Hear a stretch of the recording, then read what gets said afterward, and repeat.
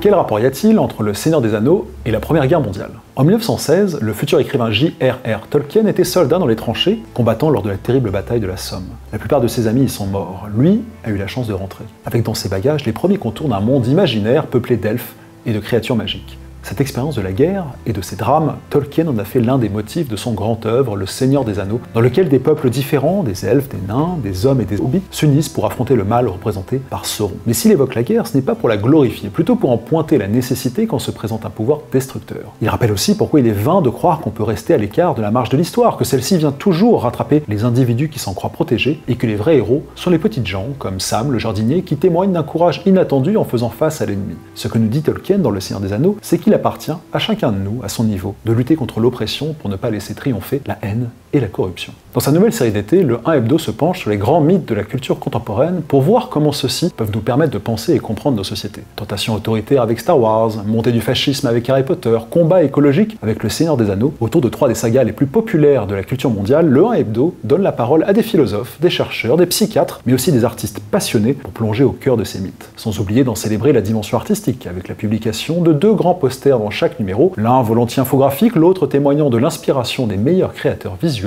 3 numéros doubles à découvrir et collectionner durant tout l'été à partir du 31 juillet.